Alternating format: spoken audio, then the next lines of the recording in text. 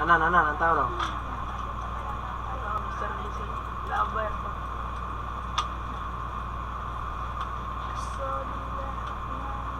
Syukur. Mana?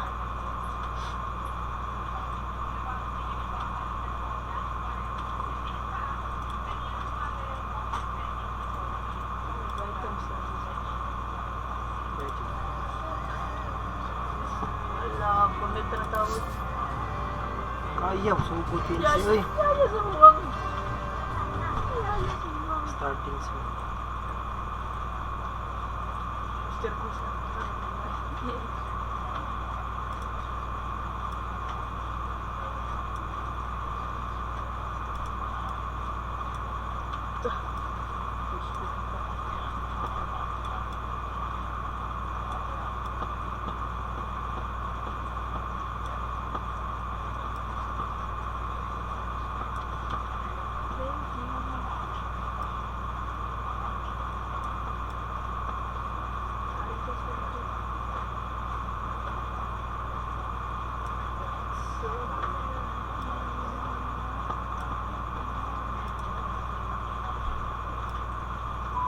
Pada betul. Tawad. Alah.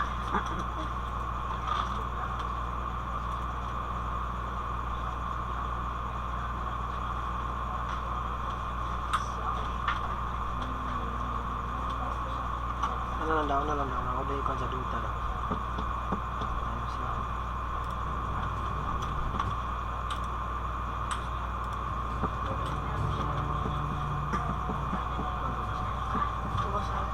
Ikot.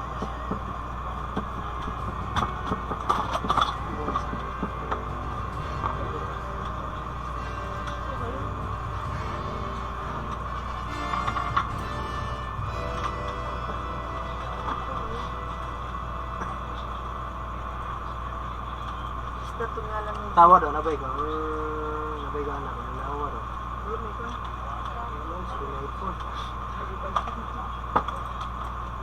Balen.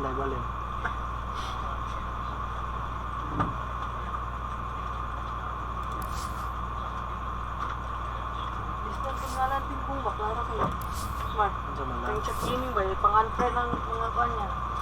Mga friend rin ba? Hindi sila tinggalan. Namuti din mo.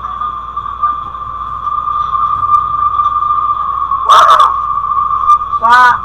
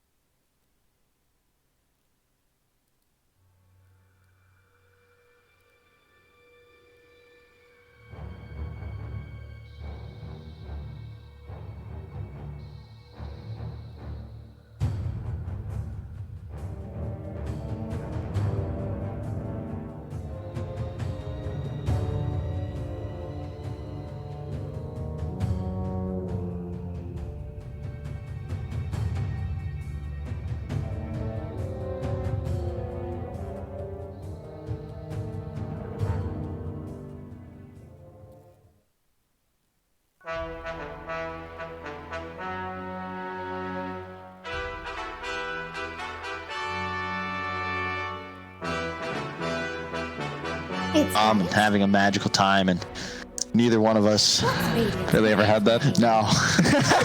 But I already got trolled for that at TIA, man. Which was glorious. I really wish that had been brought up, but we don't need to go back that far. We don't need to go that far. TNC Gambit, obviously working towards the draft. It's about to begin now. The saves our blushes.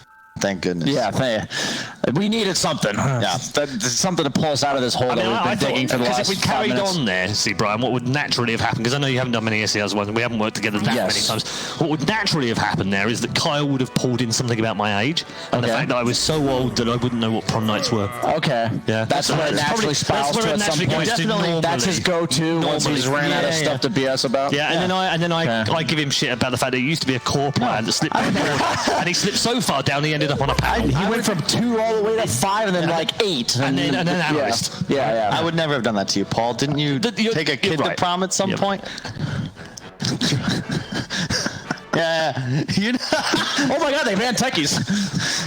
Wait, really? Wow. Yeah, they banned techies on the side of TNC. They did. That's proving that they're scouting out the interview.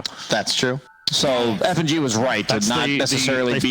They banned these slacks techies. Yeah. Yes. I really like these bans, though, from Gambit. These are all super high impact heroes. They're giving away the Shaker, which means Morphling you've got to consider picking right now, or TNC might just grab it immediately. The Marana Void, Common Opener. Morph Shake. Yeah.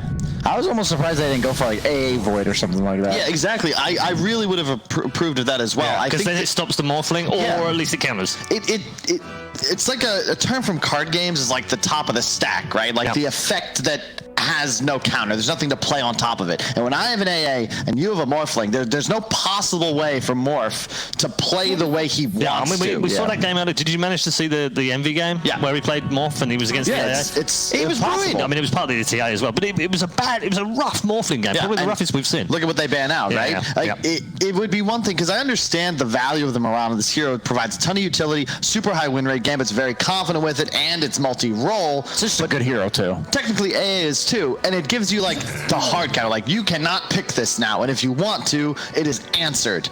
That's the kind of drafting that I feel is just where we're headed towards as a scene. If you think about all these like I win heroes that are almost always going to be picked up in the first 2 or dead last. And now you're kind of playing catch up, right? In the draft, like your next pick or 2 has to address the Morphling that you knew was coming, and then at that point they're already addressing your new heroes. It just puts you on the back foot, and sometimes against like really good drafters, you can't really come back from that. That's a really good point. Like when you're behind after the opener, you need to address the pass, whereas the enemy side now you're banning out AAOD. They go for the Jakiro. It's nice, but it's still not really going to deal with the Morph, and they're ready. Like TNC, this is their bread and butter. They've already played Ogre twice in this tournament, won both games, and like it's Morph Shaker, man. Immediate axe.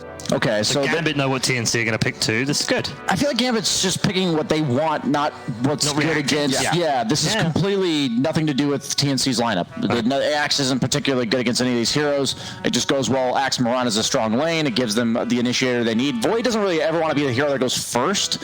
It's kind of awkward to just chrono somebody. But like Jakiro gives them some push. It goes well with the Void, but it's not good against Morph. None of these heroes are really good against Morph, to be honest. And the issue is that you're playing against like the broken Morph.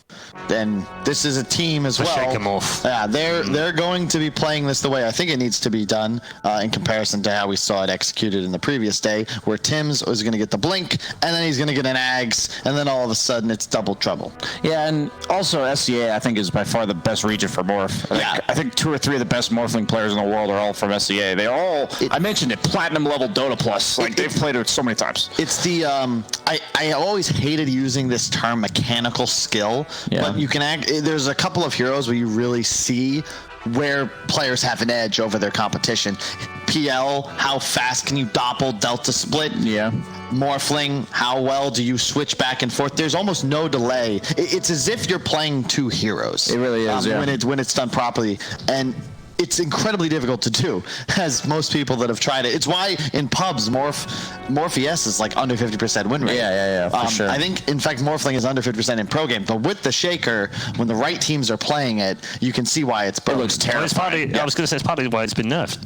Yeah, that's what I was trying to say. They're balancing it around these players that if you don't, it's kind of like Earthspear, right? Yeah. Like Earthspear's just in the ground now because there are so many amazing Earthspear players. Right. And if you're just a casual player, say like a 4K player, and you're just trying to learn Earthspear, like good luck, right? You're trying to play a hero that's balanced around crit. So I don't know. I love to watch good Morphlings, but at the same time, we talked about it earlier. I'm kind of fed up with how Morphling's been balanced recently. Like I want this whole Morphling Shaker thing to be done because I like Morphling as a hero. I think he's really cool, but now he's kind of just one-dimensional.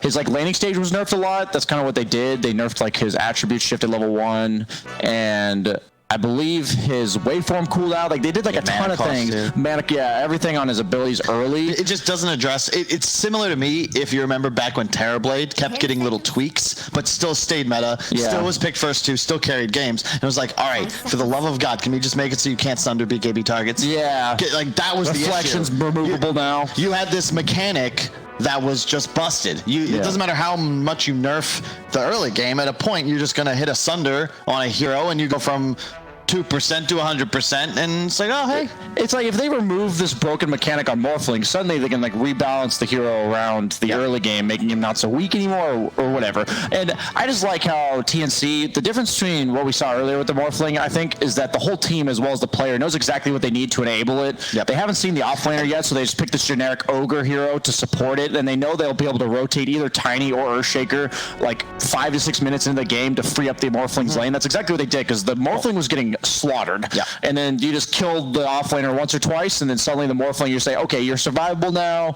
Like, we're going to take over the game on the rest of the map. You do your own thing. You get an Ags. They're big bodies, too. You want heroes, especially against Void Axe. You don't want to be in a scenario where the Morph is hitting the tower and everybody else is kind of waiting in the wings. You need somebody to go find these initiators, accept damage, and even death, so that your Morph now has the freedom to play the fight properly. That's a March specialty, by the way. Walking into the opponent, smoke ganks, and dying. That's why he usually plays the Undying. Breaker, I was going to say, the let's run in and press a button. Yeah, he's probably a 5 Abaddon player, too, when it was popular, because that's like the perfect support to just walk into them.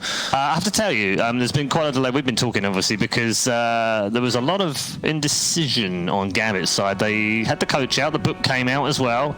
They had a look through some of the drafts. I would imagine probably TNC's draft, and we're trying to figure out which way they were going. They've ended up banning the Beastmaster. I don't mind that. After they don't like have 2 minutes of discussion. They don't have this like early tower pressure hero. I don't think that was going to be the pick from TNC. No, I'm just saying I don't mind the ban because it fits that description. I definitely do. I think that if you look at Beastmaster, but it means they lost. It's the same hero. It means they lost. They have no idea what TNC are going to run now.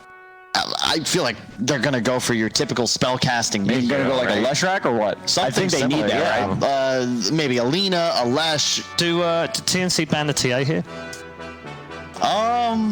You could. But would it be a nice fit for Gambit? They banned Lina, so I think Leshrac's their pick.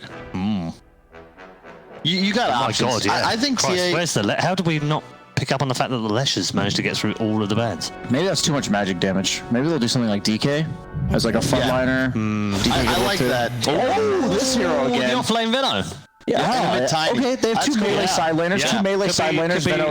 The key is that it is utility, it's magic damage, it does what they need to do. It's super high damage. This means now your Tiny can make plays in the mid lane. Yeah, sure, Gambit, you've got last pick mid, but who cares? It's a Tiny. He's not going to lose a matchup. And you've guaranteed got damage. Plus, more importantly, this tool of acquiring vision. If you look at TNC's lineups, every single game they've got some method of acquiring it. They had a Slark, Chen creeps in one game. Night Stalker. They love these heroes. High ground tombstones we talked about with the March Undying. Now you can place wards. If it hits Axe, all of a sudden you know where he is. He can't blink in. The only initiation left for Gambit is the Void. And if they don't have a proper taunt to start off, they're going to be in trouble. Let's learn from previous mistakes of other teams and not give this Veno a solo lane. I've said that the reason this hero's not meta is his 1 through 3 levels is like crap. He's like once he gets past that, once you get past that, this hero's actually really good. Yeah, Poison Sting is an insane mechanic. Yeah, if you get 4 points in it, you're level 7. 1 auto attack is like 300-400 damage. I think it's 450. Yeah, it's ridiculous. So I think I want to see them try laying the shit out of this Veno. Like I don't even care if you sacrifice your axe a little bit. Like he'd let him him cut. He'll come back. I think you're going to be able to have this window where you can punish the Morph, even if he gets off to a decent start, as long as you shut down the Venom, because I don't think they can deal with this Venom. My problem is that it's just which lineup is easier to execute. Yeah. I see Gambit needing to have these crazy team fights with great initiation, a good chrono. Invoker needs to have a good laning phase. All TNC has to do is get a Morphling Ags, and they're going to run at the enemy with all their stuns, disables, and one fight, and they're going to win the game. You're not going to be able to outscale Morph here, and I think they've got like an 80-20 edge, plus they're playing better. To me, this is their sweet spot, and I love them for this game. Yep, looks very good as far as the draft is concerned, Brian. In terms of TNC, Gambit harder to execute, but is it possible? I'm a little bit more. I have a little bit more faith in Gambit than Kyle does, but at the same time, I'm yet to. I think TNC is just ownage at this type of strategy. They are. So, all right, good stuff. Thank you very much. Let's head to our commentary team for this one. Cap and Blitz are ready to bring you our third series of the day. Well, we've heard the panel's thoughts on the odds of this game. 80-20, that is very strong odds to ever lay down. Yes, 80-20 to the favor of TNC. BSJ was a little bit more hesitant. He had a little bit more faith in Gambit here. I do have to agree. I do like TNC's lineup. From what we saw from them yesterday, they make this kind of stuff really good.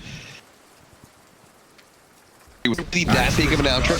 No, I think Gambit's gonna win. Oh, are you saying that just so you can be on the opposite side of Kyle? No, I think there's two ways to deal with Faceless Void. Either you outpace him, or where like it comes to the fact where if he pops a chrono, he doesn't do enough damage, and then he's a useless hero, right? Yeah. Because Void is his chrono. So that usually means like you need a few conditions. Like if you pick Void, for one, you really need damage. Like you need an outside source of damage for his mid game, because you need some other hero to carry you through the mid game, and I think they have that with Invoker, with the Mirana, with especially the Jakiro. Like I think all these heroes are very good at supporting Void's DPS problems early on. Plus, they don't really have a save for the Chronosphere. Well, we heard Blitz. He says much more game. Apparently, this was the audience seeing a lot more even. Yeah, I'd say it's like 60-40 maybe, but like 80-20 implies that there's very little. Somebody got hard out drafted. Yeah, I don't know if I agree with that. There's certainly going to be the of game having this good team combo, and that the Chronosphere Invoker, Jakiro, Mirana. You have a lot to lay into that Chronos. Same goes for a good Axe call. So they've got really good elements to make up a good team fight around a Chronosphere or a successful call. You know, and what they that do means? have some scary late game as well. It means that you have to, like, if you're TNC, I feel like you have to do really well lanes, and you need to always get the jump first. Well, that is something that's always going to be true for off-lane Venomancer, right? Is that you really need to have a good laning phase. They talked about it in the panel. They said, not give this Venomancer a 1v1. Like the last time it was matched in TNC, KP was able to have a strong 1v1 and just dominated the first 25 minutes of the game with his Boots of Travel build. We'll see if he do the same here against a Void plus Jakiro. Jakiro probably being the most adept sports at challenging a Venomancer, I guess. I mean, he's ranged and he's tanky. He's the ranged ogre. Yeah. You know, they're just both fat. They have tons of HP to start. Jakiro's got 740. Ogre, in fact, only has 700, but it's Ogre's 8, like the preposterous 8 armor. Yeah. That really makes him such a good safe lane support. Let's see, that poor Mirana, who has long had a little bit of damage issues.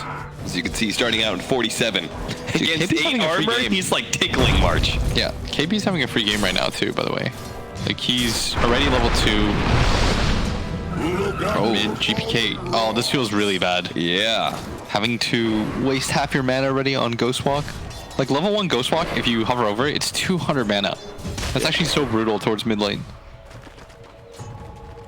So that Jakiro's just not able to stop the Venomancer, huh? I mean, he got the first 2 ways to be able to push in. Got the levels. They're going to come back with a Fisher. They know Ghostwalk is on cooldown. It's a lengthy one. Armel will be able to get the toss up in the air to finish off the Invoker for first blood. This is a very nice rotation by Tims, recognizing there's no Ghostwalk. This is a free kill. And at the start of the laning phase, you know, if you just have to trade off regen in order to get solo experience, that's probably fine for a Venomancer. Now he's level 3, so he's getting into that very dangerous territory with the high levels of Poison Sting. I think they sort of mess up in this bottom lane. Like, I think the way that you win this lane is, unfortunately, Void probably has to sacrifice a little bit of his CS. Yeah. But my favorite thing is, like, when I'm a support, when my carry just runs at the enemy offlaner to begin. Yes. And you set the tempo of the lane, you burn off a lot of his regen, and you make it so that he can't approach a creep wave. Yeah. But Dream and FNG, it felt like they're way too comfortable in this lane. Just like, let's trade out farm. Yeah.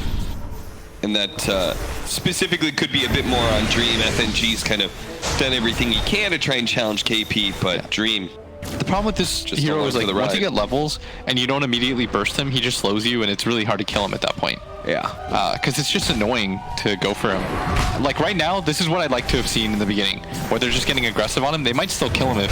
I think he's got a bash. Oh, he's got a bash. He's got another one. A little bit of body blocked, and with the slowdown, KP's definitely dead. They don't even need a second bash out from Dream. So, evening up the score now, 1-1. See it up lane Shotula doing his creep pulling shenanigans. Yeah, this is what I'd really like to see in this bottom lane. Just, if you're a supporter, you're not really sure, or if you're a carry actually, try to help your support establish lane control. This is very easily doable, especially when it's a 2-on-1 situation. When it's a 1-on-1 or a 2-on-2, it's a little bit different. Like, the dynamics of it change a little bit. Most of the time, like, carries can't really contest nowadays. But if you're support, make life easy for everybody involved. Armel dropped in very low from a gank coming in from Vampire and GBK. Saved by Tims. Tims, who did say that he would take the 30 million or whatever from a TI win. What was it like? You never play Dota again? You quit Dota? I think you can only play Dota at like the 1K MMR level. I see. Would you take that? Dog, I'm a commentator. I'm not a Dota 2 player. I don't have a retirement fund like those guys do. I would instantly take that. Financial security? I'll become a League of Legends player. I'll say it for 30 million. I'm sure there's some guy in chat that's like worth that much money.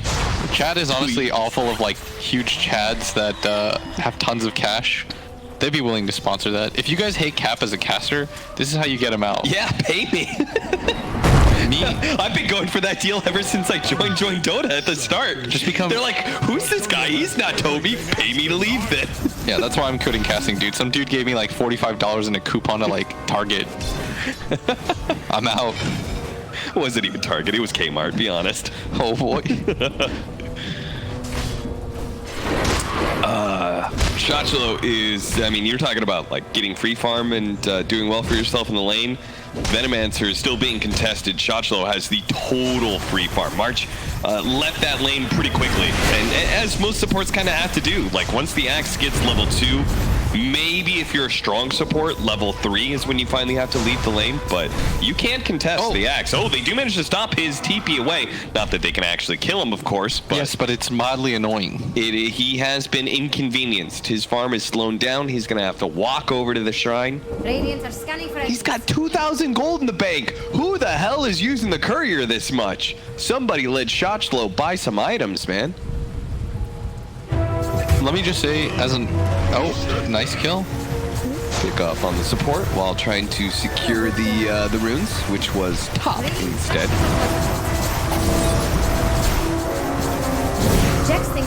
Axe, he can cut creep wave as much as he wants, but he cannot stop the Morphling from being able to farm. This Venomancer, though, putting pressure on that bottom lane tower.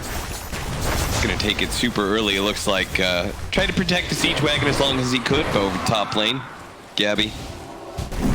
Morphling's a pretty good hero to deal with Axe, I feel. Especially with the Morbid Mask. The problem with when you play Axe in this kind of situation is like you're getting a lot, but you're essentially giving this guy absolute free farm and a dead lane. Like he doesn't need any supports.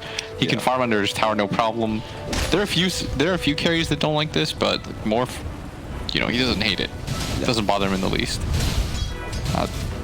You never have kill potential on him, and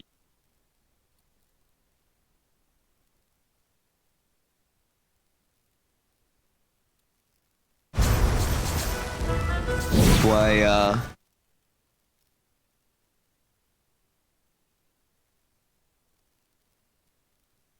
and I feel like that's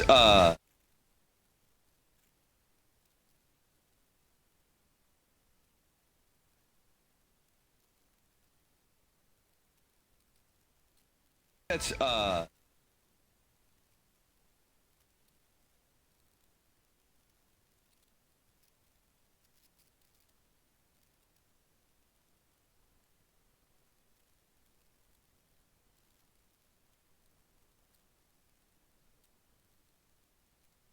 a lot to lay into.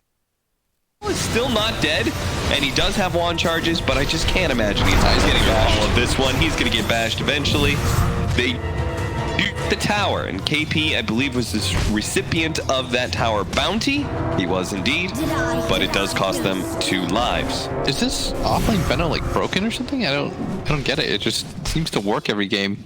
Yeah, well, I mean, when you already know the side lanes, I think maybe it is a little strong.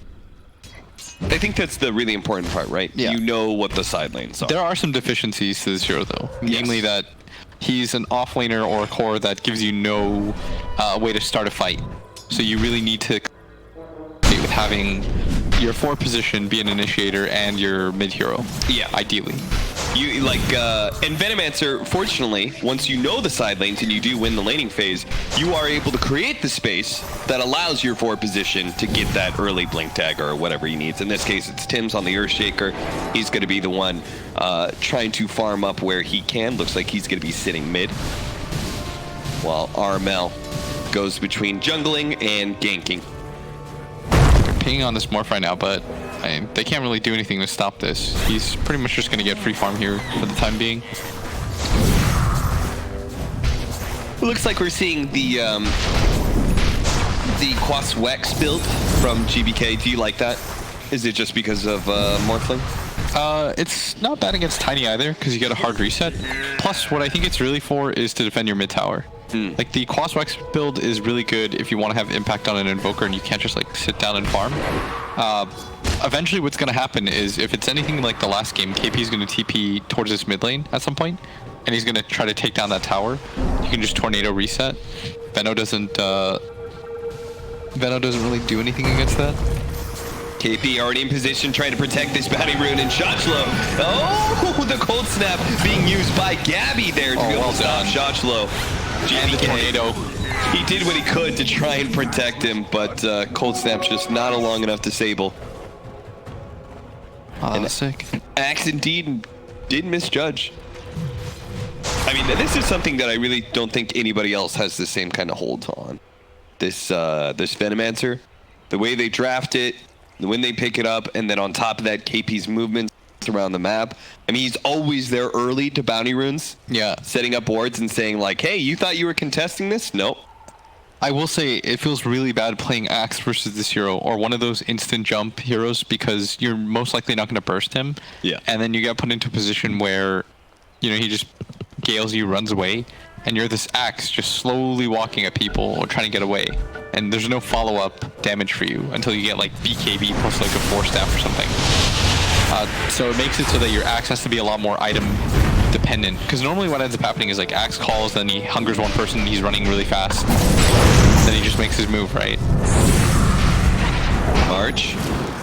Really don't want to have he was trying to get some aggressive vision down. He does manage to sidestep the arrow here, and they're going to back up.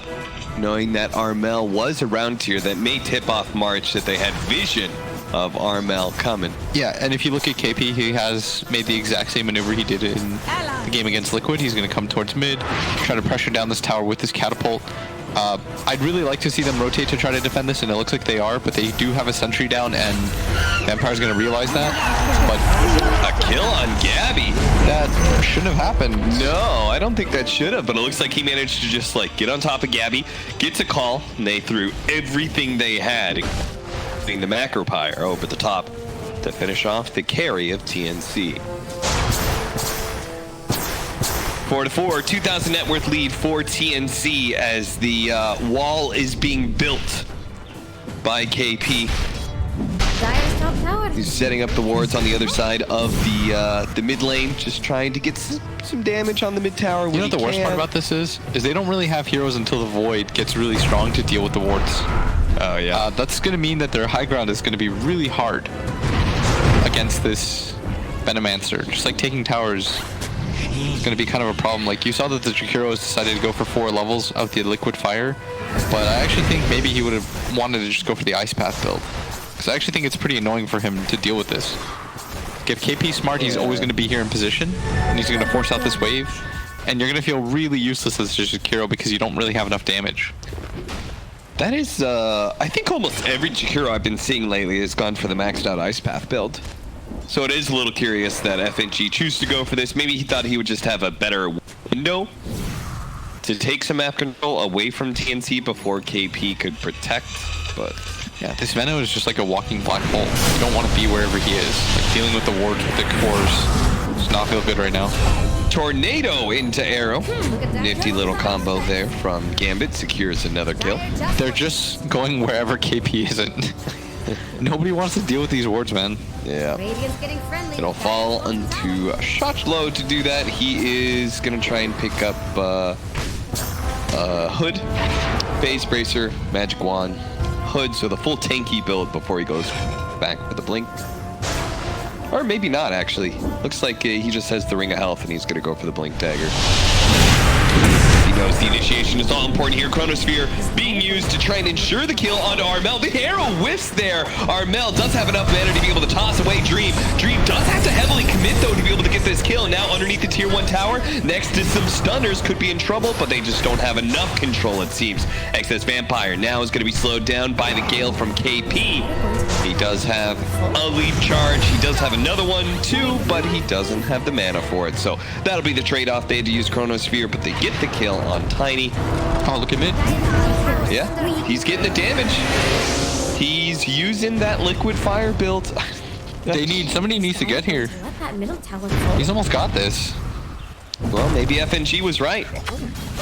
That tower is gonna fall. It's probably gonna be denied. Ooh, that was a little close there. Nah, the fire was out, dude. They put it out. All right. March just put it out with his big club. They generally just...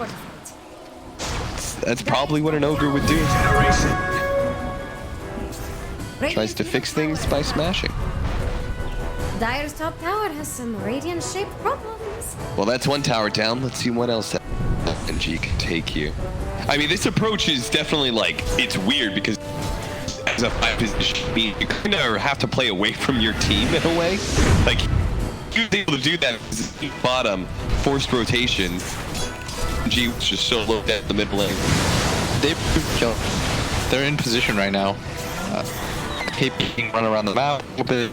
Already out of mana. Feels like he's constantly out of mana, in fact. See him set up for the next round of bounty runes coming in. Now we're really slow down. Yeah.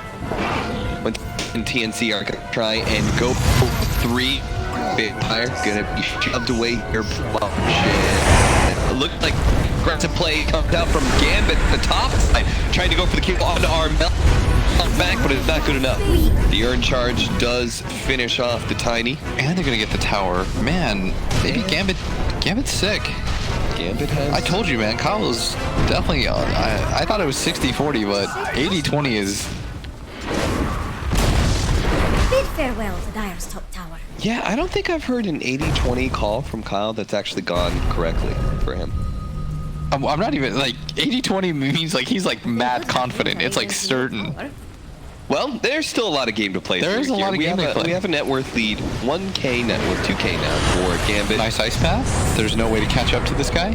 And there's still a very strong mid game for TNC, especially with this blink tanker from Armel, which he's going to use to get the toss back onto FNG. That pesky tower pushing 5 will fall. Blows him a kiss too.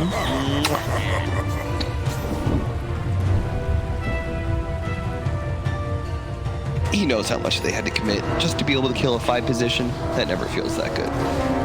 That's how 5s win in a game, you know? Yeah.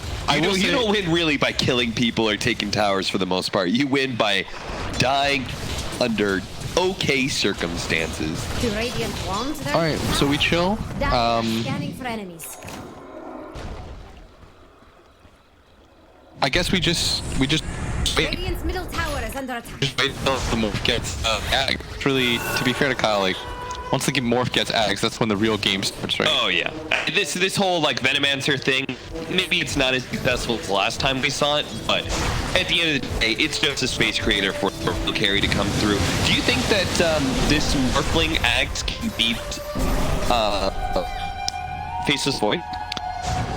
Depends on what like the Void item timing is. Like the Void has, I mean, they have almost the top 3 cores. Like the Morph is obviously had to get a free lane, but I have to imagine like if Void gets a BKB, it's gonna be really hard for TNC to fight into this. Yeah. Part of the problem with like having Tiny as a core, and especially like the new Tiny, is that so much of his damage, like his one-shot damage, has been nerfed. So it means that like Tim's has to have like the perfect follow-up. I think a lot of this game actually comes down more to how Tim's plays than anything the rest of his team does. Because like the Tiny's gonna go in, try to burst down one hero. If it's the Void, he's got 1800 HP. You can't allow him to get the time walk off after that fact. And they don't have an offlaner that prevents that either, so they need to just like lay into him burst. And they have to do that all while avoiding the hard reset of the Invoker. Yeah. That's the hard part. That is pretty hard. You have to avoid getting tornadoed, because if the Void is given an opportunity to just pop BKB, turn around, chrono you, I feel like the fight's over at that point.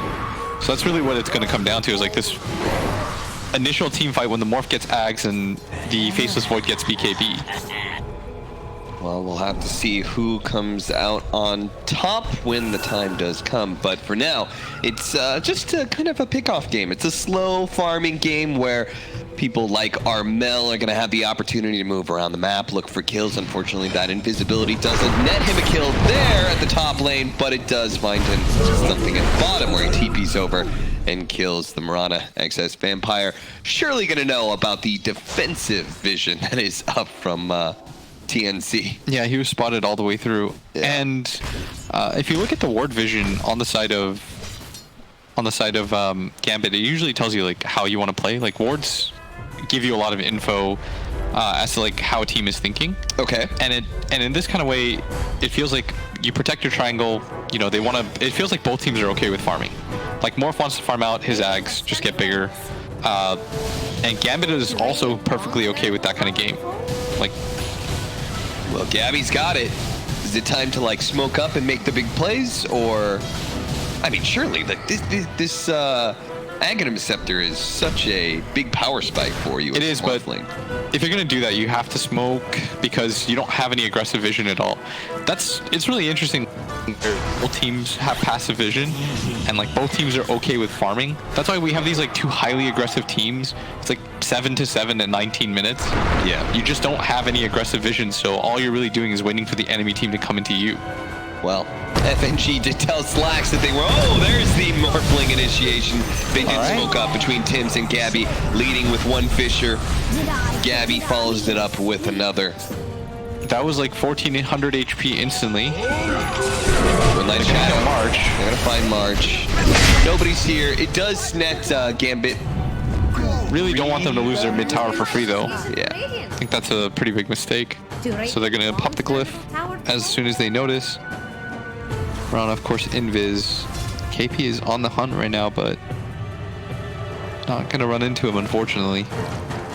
Does he get the catapult? Nice. Good shot. Wow. Just threaded the needle perfectly. Again, though, that's got to tip you off about some sort of vision. Yeah.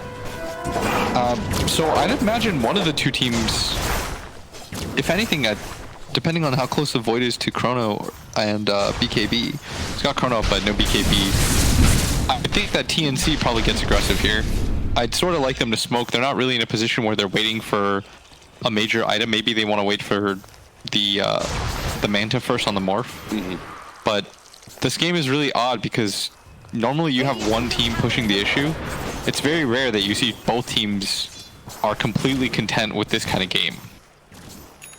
And we usually talk about the fact that if that's the case, then both teams obviously feel like they are good to be able to part in the game. Yeah, I think both teams think that they have the better late game. Have the better late game, and it's rare, but we'll find out who's right. KP. I mean, for TNC, it could also just be a, you know, wait for a good opportunity. Yeah. They do have this, like, split pushing of the Venomancer with his boots of travel. They may be able to manipulate the map just enough to find an opening on Gambit, rather than just trying to, you know, brute force it because we have this item. Let's go. Let's fight them nonstop. Yeah, we still have almost exclusively defensive wards place. Nothing really on. Nothing too the aggressive. defensive ward thing really gets me. The fact that, like, both teams are just like, gotta watch out for those smoke gigs coming our way. The problem is the Marauder tried once, right? Yeah, sure. To try to get like something going, and then I think Vampire learned like never again.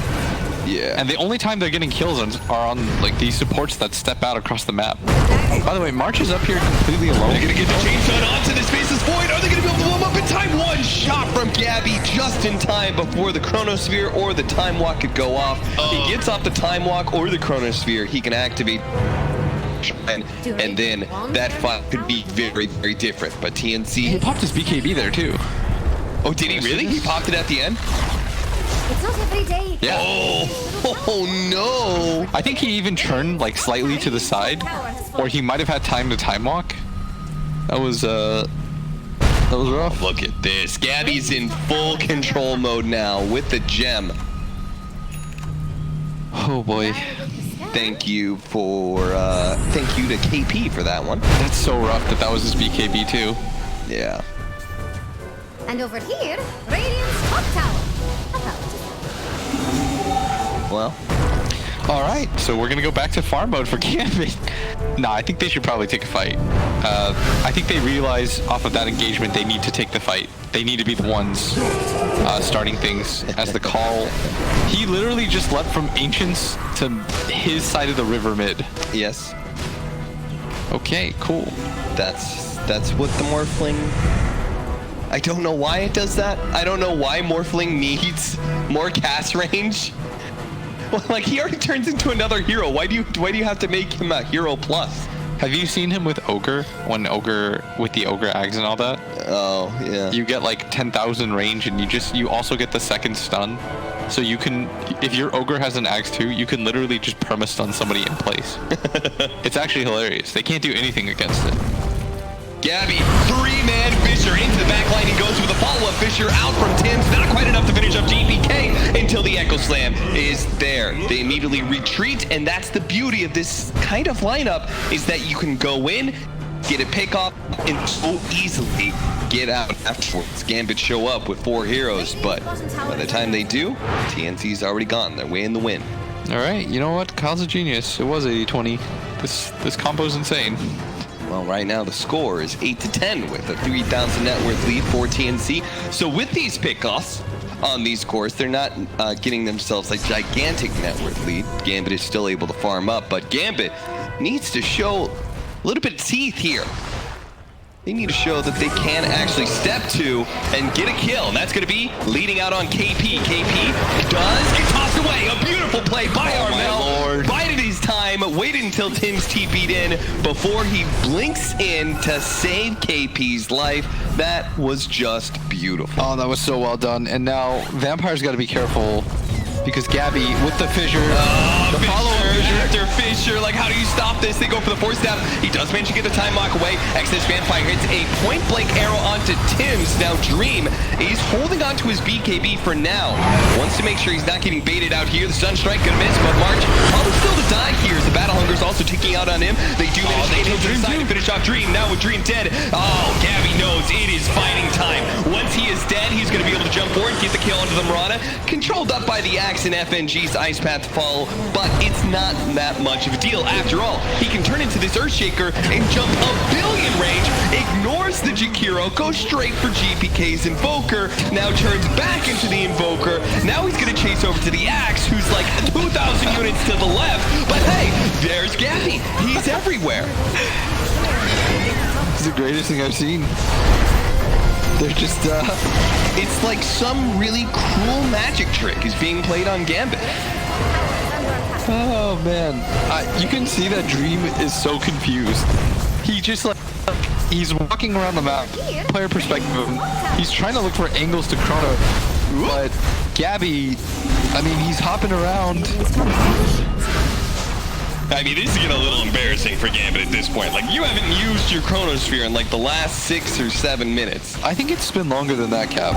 The last time they used Chrono, they've had this BKB, which he popped with like that quarter second. That felt terrible. Then they go for the smoke because, I mean, their timing is still alive, but they're just not able to find the initiation. And it's TNC that's just kind of walking up on them over and over again. I mean, Radiants are scanning for enemies. this is great. I can't tell if this is broken or not, so I don't want to like say that. I'd say that TNC are playing very well. Like the synergy between their Morph and their Earthshaker is like sick good. Don't worry about it. I'll say it for you. It's broken. Ice Frog, you crazy. I will say, like, if you're able to first 2 this and like consistently win games, that's pretty nuts. I mean, the cast range is pretty insane. But the mana cost reduction? All right. So you get to be 2 heroes longer than anybody else could do that? You know, I thought it was like 60-40 in favor of TNC, but I'm down with being wrong. I guess this is just a thing. 80-20 it is. 80-20 it is. As we're gonna see here that again. One more time. That's not even. I wanted to see the death on Dream, like just the life drain from his eyes. So he doesn't know what to do because every time this guy lands on you, it's like a mini Echo Slam because it does, when he right clicks you after, it's like 1,000 damage. Yeah. And like they just changed you for 5 seconds, like 1,600 range. Okay, that's too much. 1,000 range from the Fissure. Smoke up from TNC. He's going to run into FNG. FNG does manage to get the Ice Path. They also have the arrow follow-up, but they're going to go for the call follow-up on top of that. Now the Chronosphere on 3, but they do not have control of Gabby. Gabby is immediately going for the kill onto GPK, but who misses it. And thanks to Moonlight, they're finally he's going to be able doing to get away, and Gambit will win the fight. They not only get those 3, but TNC, well, oh, Gabby's coming back in. He does manage to get the 2 minutes in with the Fissure. Trying to go for Dream. Dream hoping for a bash. Time walks away a little bit farther, and Chan Totem straight up in the Air Force down. I'm so wrong. It's so much damage. They can 1v5. No, he's gonna 1v5 them. Don't do it to him. Armel, he's straight up trying to help. Gabby's just gonna be able to get that kill on Shotchlo as well. That's the 3 cores dead. Gabby got every single one of them. Now he'll go for the kill on Excess Vampire inside of his face. Are they gonna call it? Like, that was literally 1v5. His entire team died. There was a buyback, but like, he just kind of went in anyways. He felt so confident. The funny part is, it's very rare in Dota to see a 1v... It was a 1v4 after he killed the Invoker, and they were actually actively running from him. Yes. Straight up. Just insane. Poor GPK, like he's immediately targeted every single time, and he's just trying to juke Gabby, but Gabby has too much mobility. We'll see that one more time as Gabby came back in after killing GPK.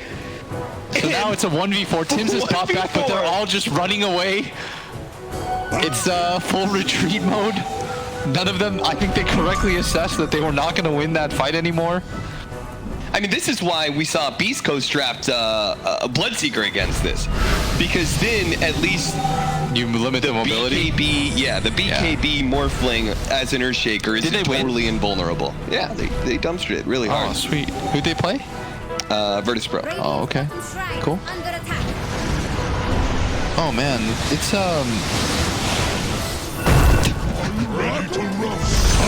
It reminds me of just like a horror movie, you know? Like, this guy's just running at you. The Terminator. Yeah, what can you do? Is that unstoppable force? Just keeps on coming at you no matter what. Beep boop. You can't run, you can only hide. But Gabby can look everywhere thanks to Enchant Totem. Very freely, he can jump into any nook and cranny. I will say that at least it's entertaining to watch. There are some combos that look really good, but that are just boring. But there's really about being a support and getting hit by a literal Mac truck. Jex thinks Radiant's bottom tower is about full. He's farming all the waves, he's killing the towers, and he's still there for the team fight. TNC literally just kind of sit around a general area that Gabby wants to play in. I mean, my man's is straight up looking like Tarzan. He's just everywhere at once, killing everything. Swinging through the vines, swinging through the trees. He is so scary. Watch out, here he comes. Oh boy. You can tell how afraid. Gambit are not showing anywhere on the map because they realize if this guy gets within 1200 range of us, he's gonna fissure us and then we're all dead. He's some sick combination of like the Boogeyman plus what's the Russian version of the Boogeyman? Every single urban legend about some sort of monster. He's just all rolled up into one. Oh boy. I mean, I'm entertained. There's something about it. He literally does like plus 1,000. He's trying to do Roshan by himself right now. The arrow's gonna come in, hit Rosh. And Dream. Okay, that is his invis breaking and spotted by a ward. Immediately TNC just start running at them. Yeah, what's your play right now? Gambit, you've got to, if you had another arrow. Oh, the arrow hit? Okay, but a force staff out of the pit. That is not gonna feel good if you're Gambit. They thought they had an opportunity, and FNG is instead the one who's gonna die here. Force out the BKB from Armel at least. They're gonna and retreat. He does have a buyback. I think you pop it, most likely. Oh, he blinks back into it. He blinked it. Blinked a tank an even longer. Unfortunately, it's tiny and he's got 2,700 HP, so... Alright, Gabby's back in the pit. I feel like you have to buy back if you're... Well, FNG doesn't have buyback anymore, so he bought an item. Oh, okay. Not sure what happened there. March, he bought a ward or something. March is there to be able to tank some arrows. Make sure Gabby's gonna be okay. Double Fisher into the Enchanted Totem Sun. Oh, they'll force that forward. That's gonna be able to save Dream, but he time walks backwards. Now he's gonna go for the Chronos. Do they have him? Down the Earthshake. They got him. Gabby's finally gonna fall. The Boogeyman is dead. And now Gambit can finally take a fight. Oh no, he bought back. Retreat. Get out. Everybody out. Dude, peace. That is their Roshan now. That's okay. Oh Lord, he's coming. Oh Lord, he coming. Arrow on its way will hit Tim's, but let's be honest, Gambit, they should really just sit in their base at this point. Without Chronosphere, they cannot fight Gabby. Okay. They reset it a little bit. Yeah, but so like, now TNC have to they've got to play around the sages. There is an opportunity for them to potentially. Oh, okay. There's no Chronos here though for 85 seconds. The really sick part of this is that like you can kill Gabby and like maybe you take away his Aegis, but you can't run far enough. That 3 seconds of him reviving, like you cannot get out fast enough. He will track you down. To Radiant's long-term tower, Radiant's middle tower has fallen. Well, there's another one. Liam Neeson. Gabby's got Taken? Yeah. Gabby's got a certain set of skills. 14 to 20, 35 minutes in. Gambit are all inning on one bounty rune right now. And GBK will manage to snag it away from Dunned up. Armel not able to get the avalanche. A good defensive force staff coming out, but here comes Gabby, and he's already spotted GPK thanks to the gem that he always has in his hands. He's going to be able to make sure the Invoker dies first, as always. It's pretty much tradition at this point, and they'll get FNG as well. Meanwhile, Dream is like literally just trying to cut creep waves wherever he can. Fortunately, the Fisher does not stop his TP otherwise. Jesus. All right, now he's got an Arcane Rune too. So he's pretty much got the Perma Leap going.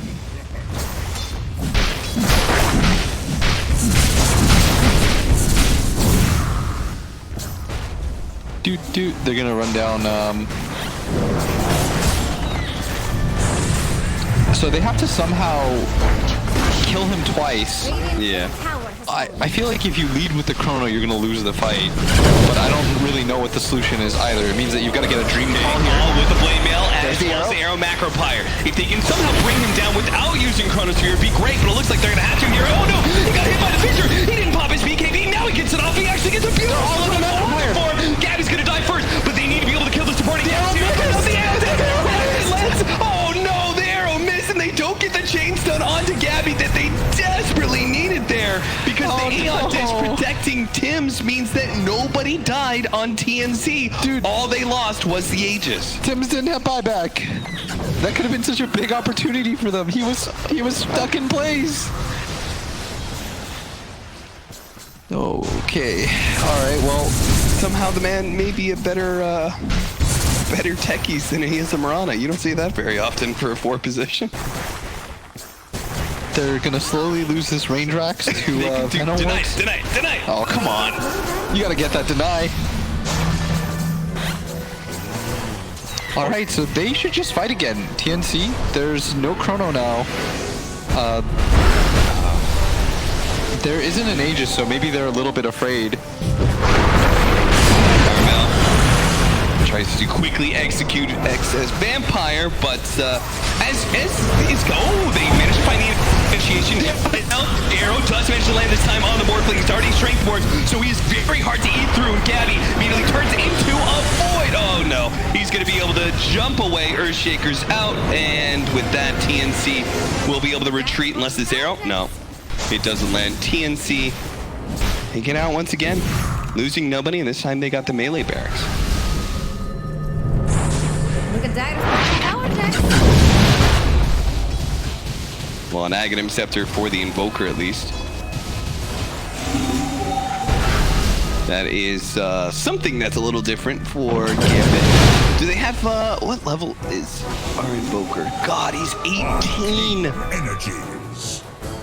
I was like, he's got to be close to the Cataclysm, but no. Because every fight, he's the first to die, so he just doesn't get any experience. And he's got a Blink Dagger, so I think that's his way of trying to separate from the team fights. Yeah. Because normally you can play around Ghost Walk, but maybe, all right, here's the play, right? You let this Morph get so farmed that eventually he has to drop the gem. Just let him get 6-slotted. I don't think that he's going to do that. Because he can consume the Aghanim Scepter first. Just let him get 6-slotted. You mean just let him get 9-slotted? Just let him consume his Aghanim Scepter, get another item, consume Moon Shard, and then another item after that, and he'll have to drop gem. Yes, sir. But I don't think he will, because I think he likes his life the way it is. I think he likes hunting down Invoker. To be fair, I don't think he should actually, he should try to drop it as late as possible. It's actually so huge, the fact that there's literally nothing they can do against it right now. Yeah.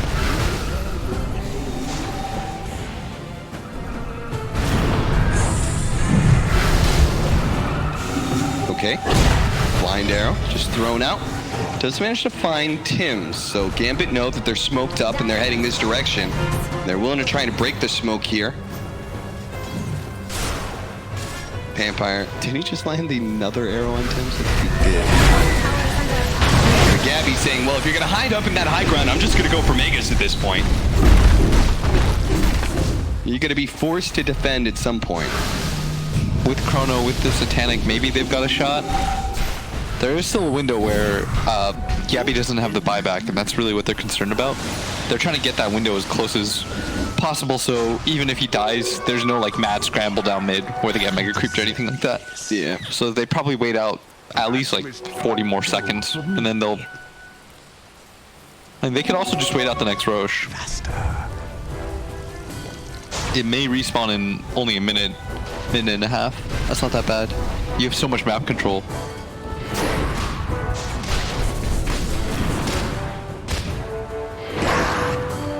I just don't know when things change for Gambit. Like, if maybe the Invoker was close to Cataclysm. Uh-oh. Shotgo's been found. He is going to be Eul Scepter. Double Fissure coming out. Defensive Force Staff 2 coming out as well. And they don't want to continue to chase that. That's the right idea if you're TNC. But you do have the level 20 now on the Invoker. Oh, he's got it now? Yeah. Things have changed. And he's picked up the Cataclysm. Okay, so you get the right kind of Chronosphere. And he's been getting some good ones. Yeah, and he's about to finish an Aeon Disc too. Like, the situation is sort of improving for Gambit. Really, where the well, do you buy Aeon Disc, or do you just keep buyback? You probably keep buyback, right? Yeah, because they're kind of the same thing. Yeah, you double your net worth here by just, buybacks. The best.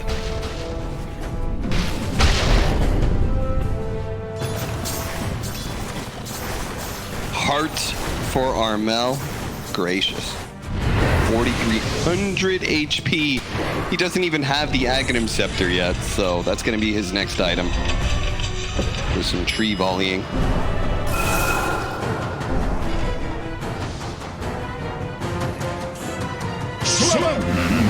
In TNC, this is something that they've been really good at, is just controlling the game and not throwing away the lead that they have.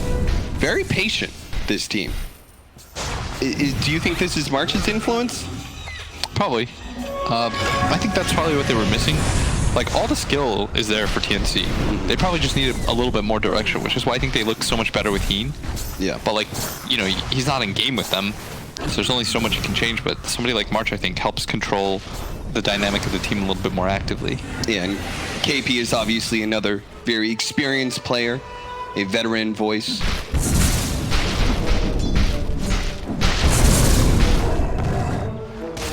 $22,000 net worth lead for TNC. That's what they're holding on to. That's why we're talking about them being patient, because they've got 2 lanes of Brax down. They've got a just Arrow. Huge lead. Invis picked up, but as we know, not the most effective of runes. Okay, Moonlight Shadow, Gambit are going to push out here, and TNC is split. Yo, it worked. There's no longer a gem on the morph. I told you. You get too big. This was the only way to win instead. Gambit Dream. Gambit are geniuses. Get into this fight. They're going to pop just a Sunstrike, not a Cataclysm. If they use Cataclysm, they would have seen that TNC is very split right now. It is a 3-2 setup. Granted, that is Tim's and Gabby. Okay. Who could very quickly get to this side of the map, but another 4-staff. This is going to be the 3rd 4-staff for Gambit. Or excuse me, that one was picked up by March, rather. So. Yeah, and indeed, they are waiting for the next Roche. They do have the buybacks, but arrows are just kind of being tossed up there. Well, now they have buyback on FNG, I guess, so he can do that. Not be afraid of dying. He's got the buyback. Gabby is going to pick up the haste rune and go into that Roshan pit. Do you think you take this fight here?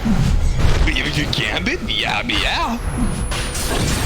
I mean, if anything, this is even better than defending your base in a way, right? Because if you do manage to win this fight and you manage to take away that Roshan. No. Get out of there, FNG. So much catch, and you could see it, whether it's the Fissure coming out from Tim's, the Fissure coming out from Gabby, or it's the Blink Initiation from Armel.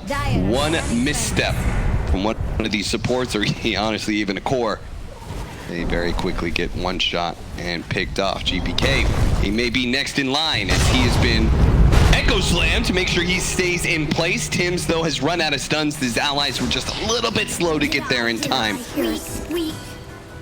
So that's an ultimate used, I guess. But yeah, apparently they're just gonna go for bounty runes instead of contesting the The Roshan. Sunstrike. Not quite gonna be there in time to snatch the kill. So Aegis and Cheese. And a 24,000 gold lead. Yeah. And Scotty. Smurf needs more damage cap. Yeah, does he? What do you want me to say, man? He needs more everything right now. There is a Aeon disc picked up on GPK now, and now that the gem is outside of the Morph's hands, we had... that's a positive. Yeah. It's actually such a big thing for GPK's game. Otherwise, right now, every single time the fight looked the same. Gabby just slams on top of him, he dies in 2 seconds. Then they're playing without their mid-hero. I'm just a little bit befuddled because I'm so very certain that TNC could just brute force that bottom lane, but they're being so careful about it.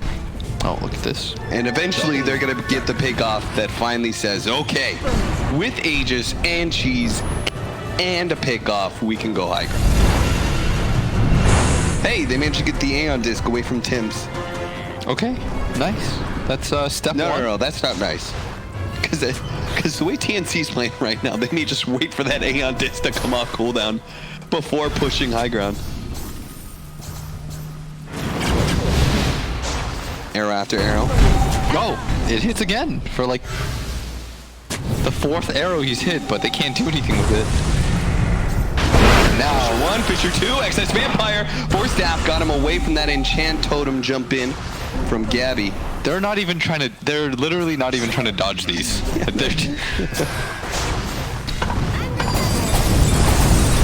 That's one way to establish some dominance. They do have level 25 coming in very soon for this Faceless Void. And that is massive if you manage to backtrack an enchant totem hit. From the Morphling to call in. They're going to be able to find the initiation on Armel, who's super tanky. The Meteor's going to be able to bring down about 3/4, but then Dream's going to be easy. Jumps forward. Dream, he's going down forward, but he's already been tossed up. Being chain stunned up. Does manage to get up his BKB, though. He's going to continue to try and get this kill onto Armel. They tried before with the Cataclysm. With all the damage coming out from Dream, it's still not even close to being enough. Armel is sitting at a very healthy 50%, while Gabby is going for the backline. He's already managed to finish up the Rana. Looks like he should be able to get Shotshell as well. No, Force Tap gets him back into the fountain. Dream with no Chronosphere to be able to fight Gabby. He needs to pray for chain stuns here, and he's not going to be able to get it either. He does have a buyback, but Gabby, a Manta dodge on the call from Shotshell so he can keep on swinging on a GPK with Tim's hitting a 3-man Echo Slam. Just the cherry on top for TNC as they just whop on Gambit. They establish very clearly that this was an 80-20 victory. Ooh. More than doubled them in kills. Rough game. That is a rough Gambit. I mean, Gabby probably at the time of his life. Yeah.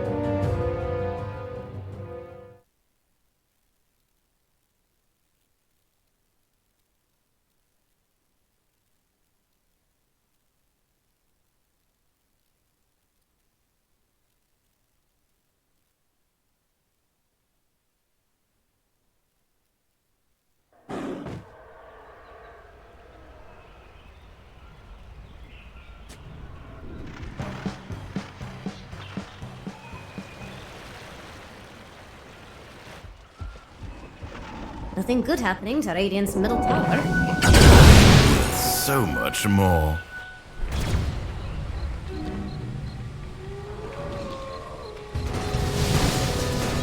For my coffers.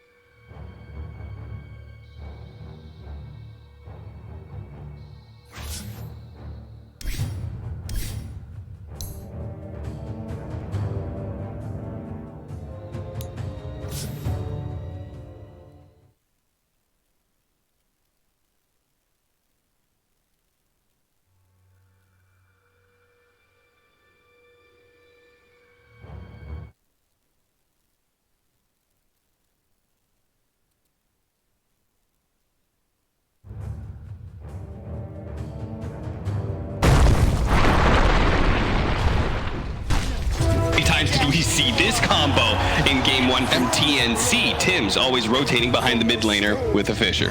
I'm having some sort of like weird deja vu. Yeah. Because I feel like I'm watching like the game in reverse. I felt like I saw that exact same move, and then when you said, when you didn't say Tim's, it actually kind of threw me off. Yeah. The first move onto the Lina. Oh, FNG has the divine favor, right? Amplifying heal. So that means Dream's the little like tactics of just going like full agility, healing up a little bit. He actually went back to base. That's simply because FNG is going to be able to pull him back anyway, so he's going to come back with a little bit of regen, Wraith Band, and be a lot scarier.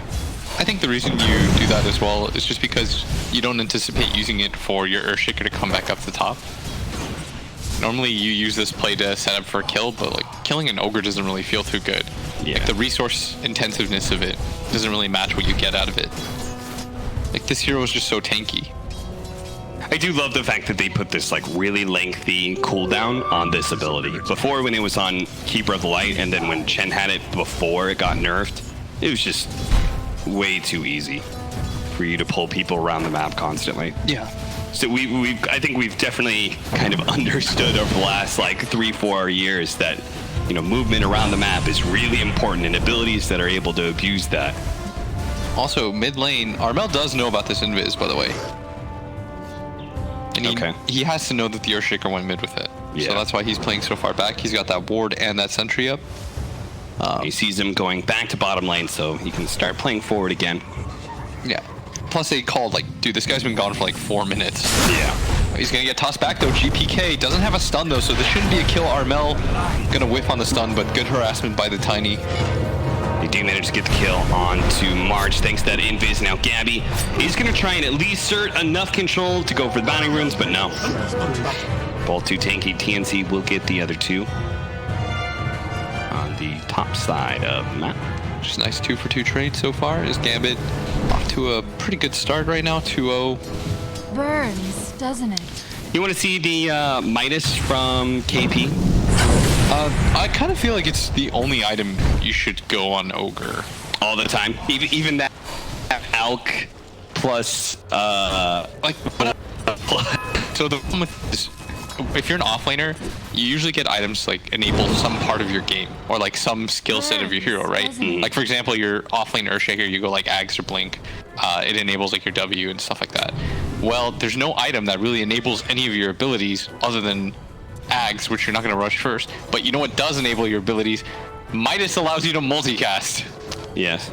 Unless you could get like, you know, it'd be fun if you could force staff and you can multicast like 5 people just like instantly. I believe you can when you use it offensively. I believe you can. I'm not too super certain. You send dudes like 10,000 feet forward into the future? Maybe. It probably hits different units. Because that's the way like the medallion works. That'd be pretty cool. Just like 4 people get force staff at once. But anyways, I think that's the reason why you go for the Midas. Okay. Like it's the only item, if you think about it in terms of like skill set utilization, yeah, that kind of makes sense to me. Did that track? I think it definitely, I think it definitely track for this game for sure, and almost every other Ogre game. That was like the one exception was just that Alk Void that was such a greedy lineup in the first place. Was that versus Liquid?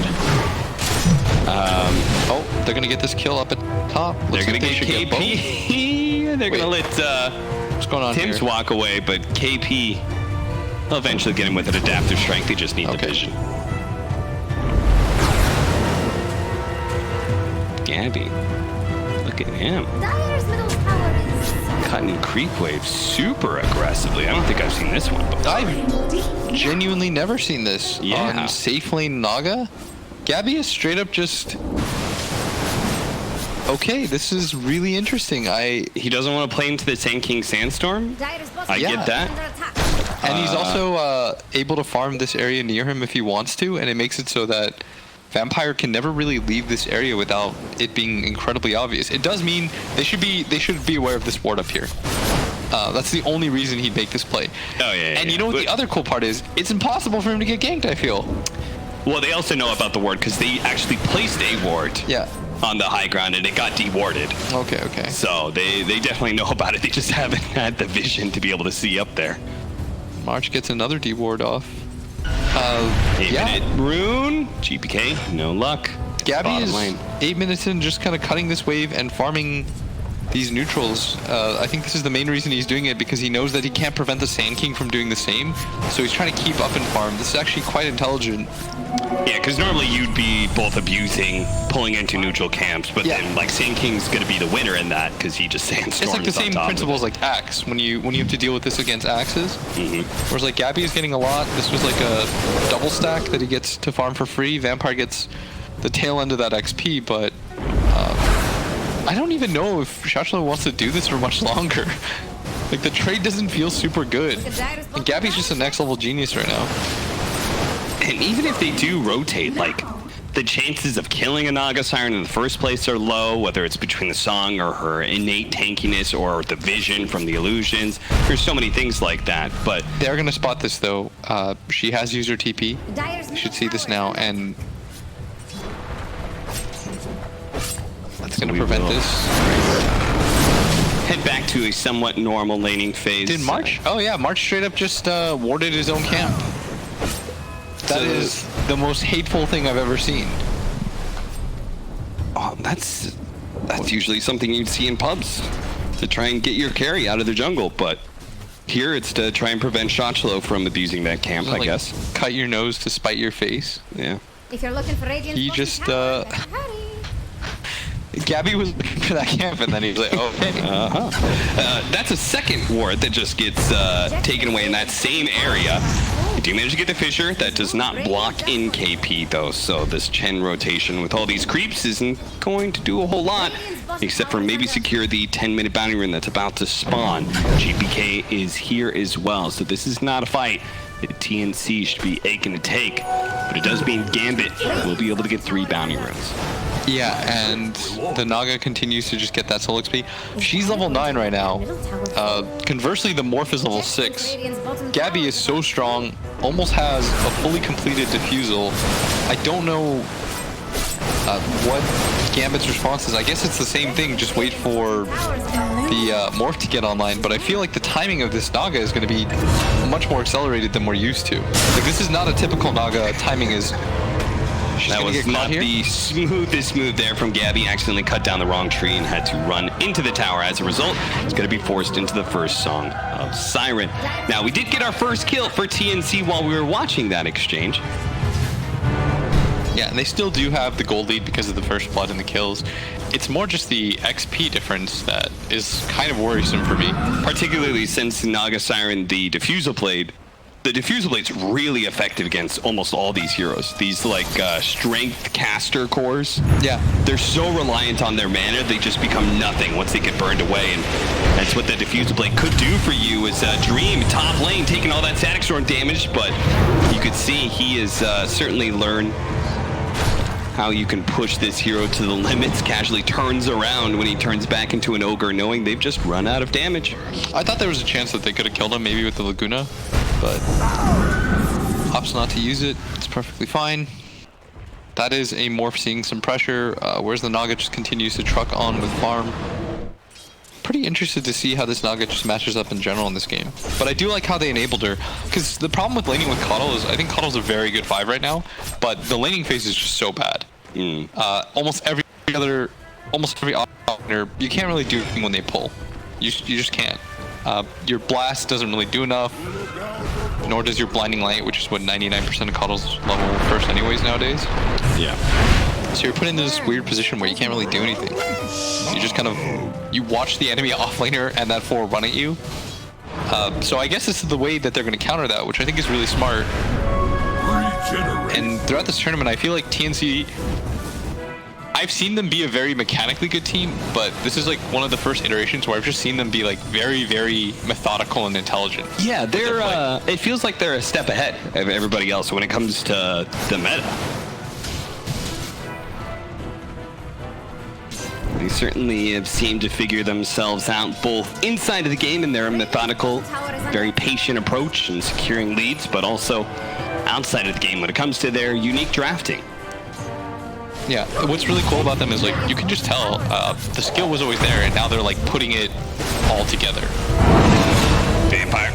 He's very dead as TNC rotate all these heroes over to the bottom lane, where Dream has already taken that tower with the help of FNG, who's actually the one to secure the last hit. Yeah, and conversely, I feel like Gambit, I really like their team overall. A lot of like, it's a good mix of young and new talent.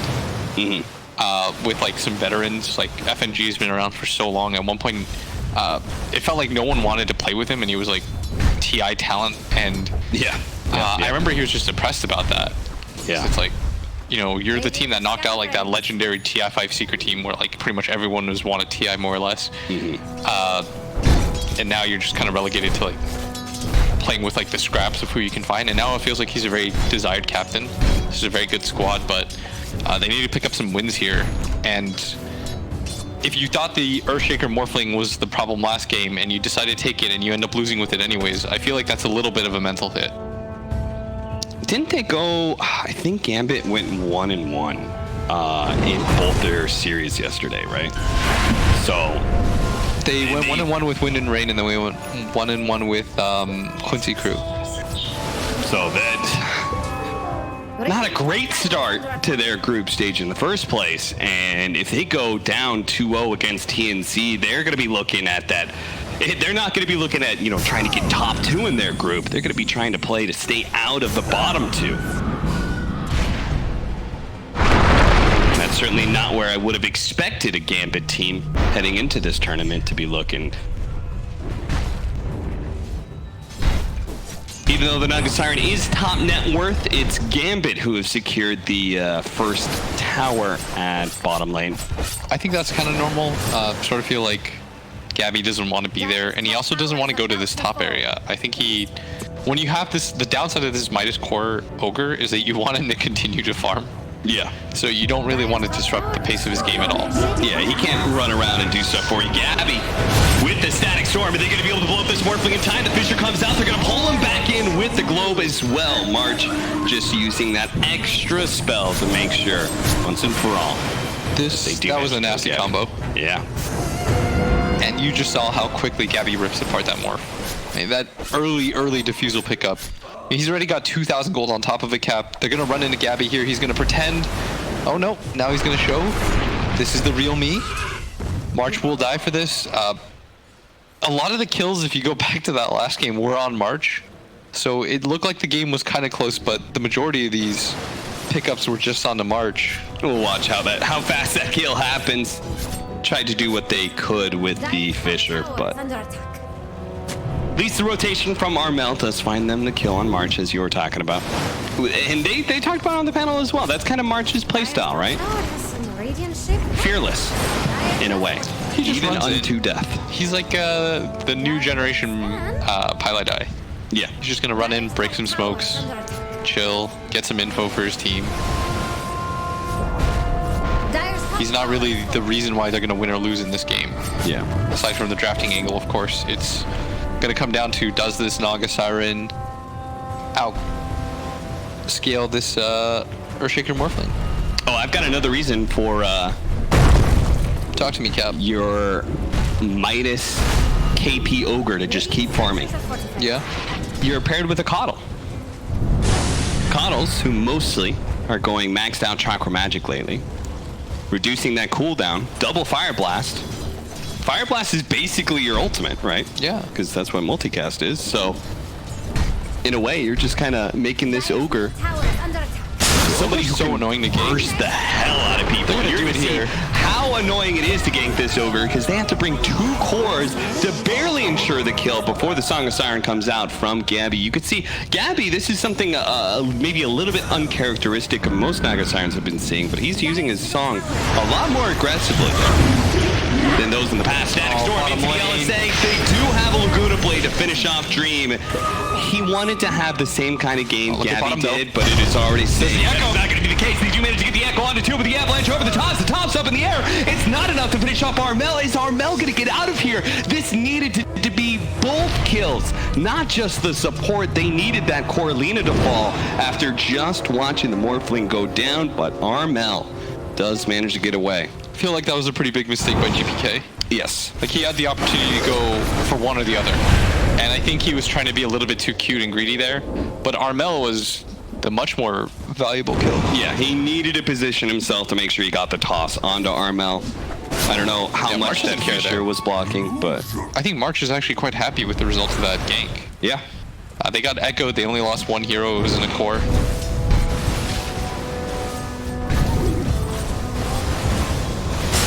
And as a result, there's a boot to travel now on the Lina.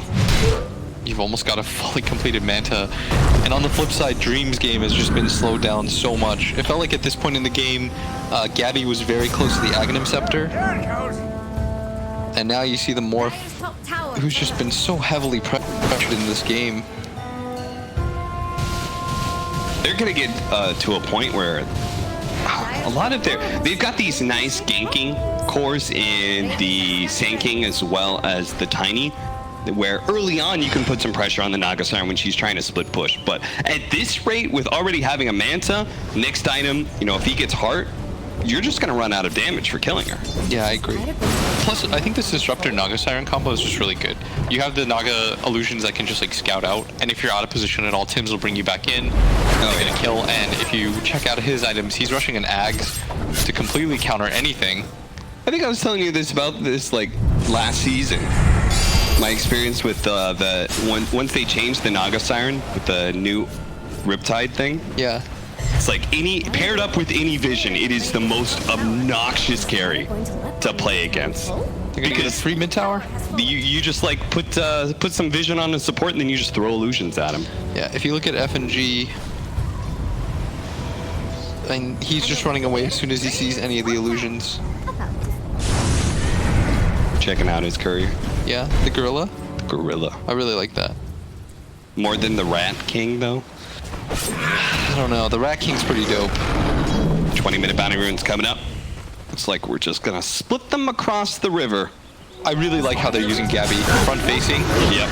But maybe he's gonna be maybe a little bit too front-facing, but they do have the interception of March, and the man to dodge does help him dodge that adaptive strike. And Vampire trying to get up as much damage as possible onto Lina before he finally does fall. He was caught trying to catch TNC from behind, but instead he's the one who gets initiated on. May just lead to a bad team fight here for the rest of his boys, as now Gambit, top of the Song of Siren, is going to be able to catch the Sand King. They're throwing, nope, no spells come out in time, but they do have the glimpse, so they're going to be able to pull shots low back in with no Burrow Strike. Armel going into the back lines, but Yule Scepter going down from Armel, and does miss. He had the miss on him from March. The blinding light, the toss and tree, that's not going to be enough either. Armel does manage to get away. The epicenter coming out from Shotzo, trying to chase down Gabby, realizes he's too tanky, instead going for KP, but the Ogre is also too big, and he actually got off his Midas during that fight. Gabby gets hung up though. Vampire comes back into the fight to finish what he started, which was going for the kill onto the cores of TNC. KP up next, toss forward onto Dream as he gets sent back by the glimpse. KP hidden in the trees. JPK just going for that blind blink avalanche, but they both miss, both him and Vampire. But KP, they've got him. He has nowhere to be able to run to. Sadly, he's revealed by the creeps and will die eventually. Did you see Armel's play though? He was originally TPing, he saw that the tree toss was actually going to hit him, and then he cancels it at the last second to reset his TP into a different direction. Nice. The downside of that though was like, yes, he lived, but he was relying on having the 2 TPs up so he could come back into that fight. Right. So he could heal, reset, just salve real quick. I mean, it was still godlike, but that's sort of what gets your Naga killed there in that position. And it's also the fact that they didn't really want to go on the Sand King there. You saw that Tims was very loath to commit the ultimate, but they threw down so much on top of that spot to begin with. The Coddle ult was committed too before the big fight took place. They really needed to just be able to burst one core. It took so long to be able to go on Shotchlo after like he blinks away, you glimpse him back, like it was just too much. This is a very good Sand King game, I will say. Yeah. It's kind of annoying. He had like 15 opportunities to reset, despite the fact that Gambit missed so many stuns, but they've got like 15 of them, so it doesn't really matter. One of them will eventually land on you. True. He's got Pipe, Blink Dagger, now he's going for the Lotus Orb for the classic, you know, get rid of the dust if you want. Obviously, there's a lot of single target abilities, Laguna Blade, Fire Blast, Glimpse. A lot of stuff he can use. That Lotus Orb to good use. 6-8, 2,000 net worth lead, TNC. Well, we're looking at that Aghanim Scepter coming in soon for Dream. Will it change the game for Gambit? Will they be able to take control? Because they're slightly down in net worth right now. Last time, as soon as Gabby got it, it was like lights out. Yeah. The game pretty much just ended. There was like 10 minutes of no Chronospheres because they just kept on getting initiated on. They're actually going to walk into the Roshan pit right now. They've got the sleep, so they feel real good about this. Okay. And they're doing it real quick with the Bloodlust on a Gabby. Alina is also hitting for quite a bit because she's got the Shadow Blade. The Satyr's going to come in. Creep. It's going to reveal this, but it looks like it's far too late. They're going to TP over. Maybe Shashlo can go for some really desperate steal play, but his TP was honestly just a bit too late too, so. And now the Shadow Bladed Lina is on the hunt. Blink. The Aghanims is complete by Morph, but TNC have read the timing of this Ags, I think. I think that's why they decided to go for that Roche too, because they knew that Dream was probably telling his team, like, I've almost got Ags, just wait, reset things a little bit. Do not at any cost take a team fight, and that is the moment the TNC chooses to go for the Roshan. Gambit will still try and go for that team fight after they've gotten the Aghanim Scepter. Who are they going to run into, though? Looks like they almost stumbled onto Tim's here. March revealing his positioning as he continues to push out that mid lane very safely. Austin, chat is saying lol Gambit. Do you think Gambit is going to lose this game?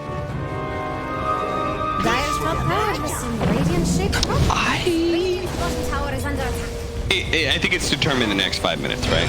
Yeah. Like, in the next 5 minutes, they get things going, then Gambit, they can still close this out. But it is very scary, the fact that Gabby has the Diffusal Manta and is just about to pick up the heart. He gets one more item after that heart, and I don't know if you can stop him.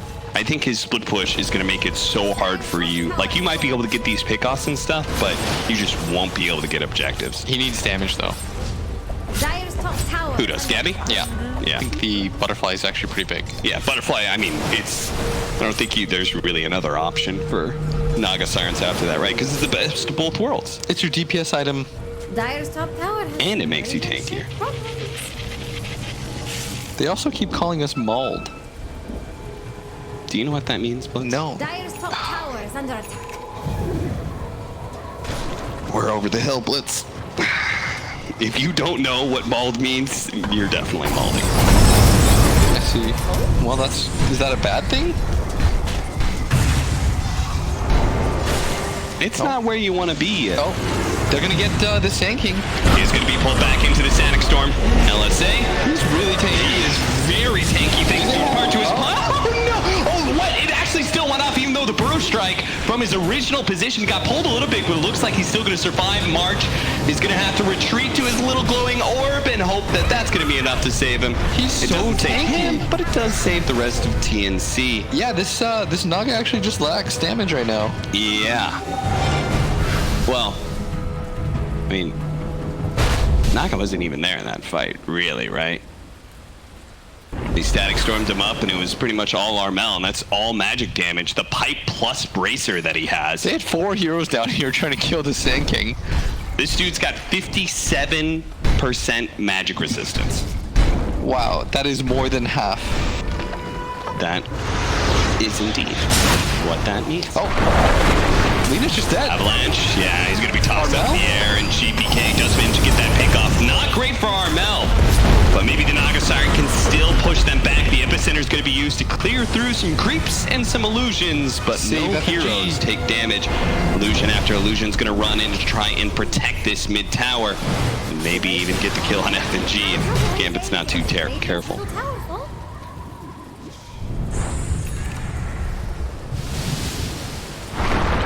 Austin, they're saying I'm maulding because I don't know what mauled means. I don't understand. Am I being cyber bullied right now? Yeah. All right, well, That's rough. Let me just say, I did have a moment of like, damn, we've been in this game for a long time. We were talking about like FNG, you know, like, oh, you know, he once, like, we're talking about him being the veteran, but I remember, you know, we were casting at a time when he was coming into the scene and was like the fresh face. Now we refer to him as the veteran of CIS. Up Gabby, gonna run into GPK, who instantly gets a blink. Does he commit the ulti for this? Doesn't have enough vision to feel comfortable.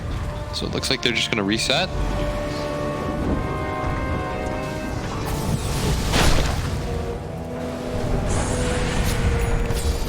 Still though, TNC, it's not a big lead, but it's scary to me how much of the map they control at all times. I mean, that's the benefit of having this Naga Siren, right? And being as tanky as she is. Like, it's, they don't have, their heroes aren't the best at dealing with this for the time being. Yeah, they don't have any one of those supports that can be like, I've got, you know, Lion, I can just hex one, mana drain the other, and 2 illusions are already dead. They don't really have that. So this is just going to be a continual problem. Gambit, though, can still easily win team fights, especially once they start getting their BKBs. They already got one on GPK. Next one's going to be coming up on Dream quite soon. So this is going to be a massive power spike for team fights. If Gambit can actually just find that initiation, especially an opening on somebody like the real Gabby, would be nice. Oh, if they could find Gabby. Is Dire going to... I've been waiting for this morph to look broken in this game. I was really hoping that Dream would get his revenge. Yeah. He was like, all right, so you're in the post-game chat. Your captain's like, what went wrong? And he's like, that combo's broken. And he's like, so if I pick it, we'll win? And Dream's like, nervously sweating. He's like, yes. There's nothing you can do about it. You know, Dream has something like over 9,000 matches on his main account. That is so much. I only have like 3,500. Oh. Okay, that. So this boy is not new to Dota in any stretch of the imagination. That is a guaranteed 10,000 hours of pubbing right there, right? So almost 20,000 if you include current queue times. Very true. Selfish. My thrift reward. Selfish indeed. 2-2 is the bounty rune split as Gabby just continues to push out the lanes. He's almost got the butterfly. I was gonna say he was 6-slotted and then I realized he had a wind lace. No. So that doesn't really count. That's the cheap 6-slot. So he did it again. They have you know, panel talked a little bit how they always have some sort of vision hero on the side of TNC, and what I've noticed is that March always buys these early gems, especially when he has a hero that really abuses it. They used it last game on the Warfling very nicely. He had such a free game that he was able to hold that gem, kill the Invoker, take away a lot of vision. They're going to do it again this time with early pickup. They have the Naga Siren. So much map control. If they can take away vision as well, Gambit. Oh, that is a sick start pickup. Playing in the dark. That actually is a sick pickup. I know. Super sick. They're trying to play to win right now. This is what I enjoy. Who's trying to play to win right now? Both teams actually. Both of them want to win the game. Don't characterize it like that. Oh, pull back. Okay. Doesn't really do a whole lot. The Dream, he tried to actually jump through that orb AoE and instantly get stopped. They do manage to get a sleep. Now, can he actually take advantage of this sleep, though? Because they're going to get on the Static Storm, and they do have the control on the Static Storm. Static Storm, they don't have the BKBs to use.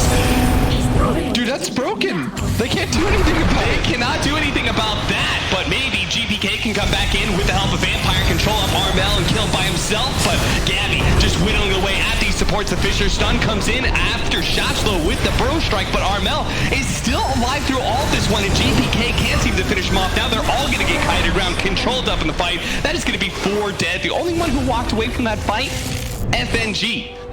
The 5 position of Gambit survived. FNG got the hell out of there. He was like, this is a terrible fight.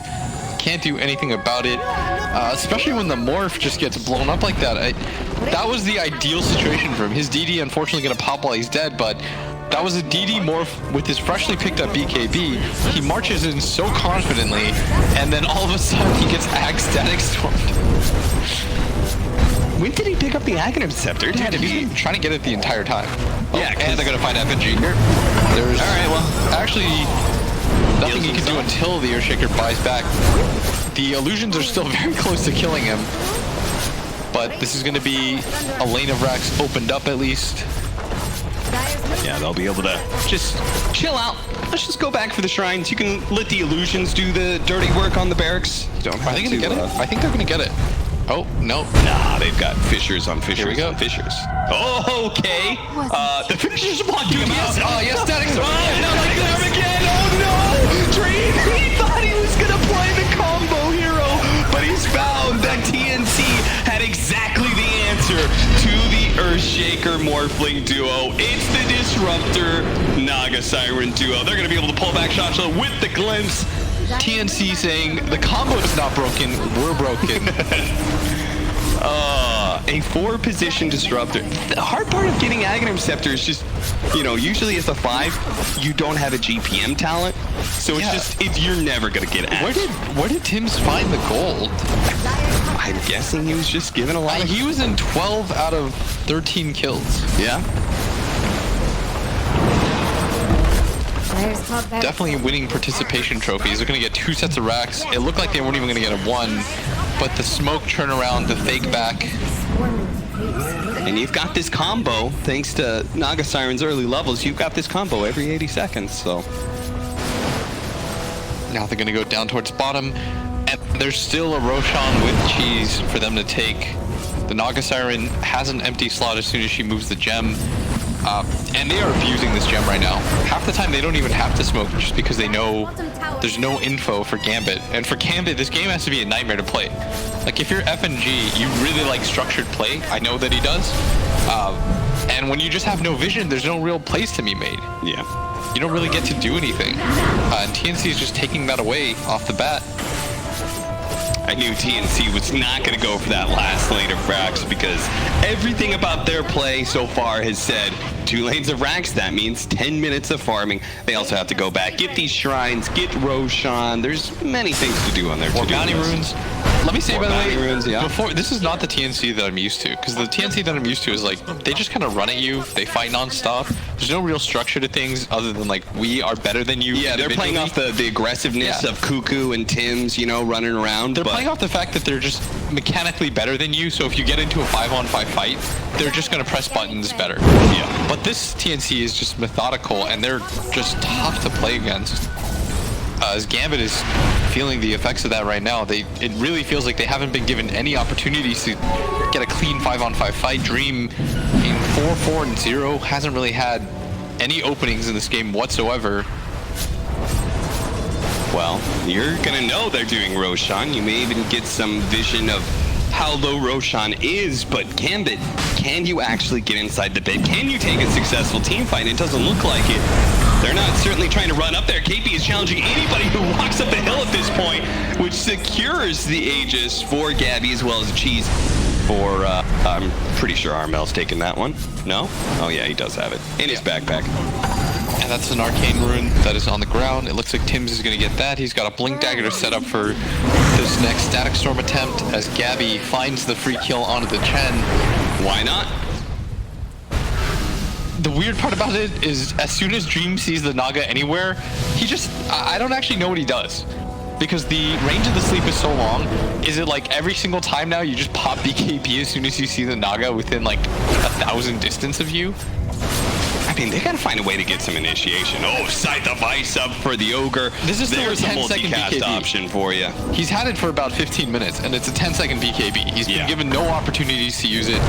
The Naga Siren, you can see how far back Dream is. Double side. Gabby is actually going to ensnare himself here, but does have the vision of the Sand King, and that's the important part for his illusions start doing their work. And same with Armel, who managed to get the LSA. No, doesn't quite get it. Shot slow will be 4 staffed away. You got to do something about this. But they have to get to this barracks. GPK is trying to stop it. He almost immediately gets blown up in the illusions, plus the lot of spells coming out from Armel, immediately buying back. Gambit, all these initiators, all look these at how far back TNC are. Stunners. They can't go for Gabby. They know they have to go for the backline somehow. Finally, they're going to be forced into a two-man burrow strike. There goes the Saga Siren, though, with a BKB activator from GPK. He's actually kind of blocked in right now. He doesn't really know where to go. Dream actually comes in. Oh, Dream, no, that's not where you wanted to go. Don't go into the zone. Don't go into death like that. He's going to buy back and try and do something. Oh, the Echo Slam coming back in. Is Vampire going to be able to turn this one with 3-man Echo Slam? No, it's not even close.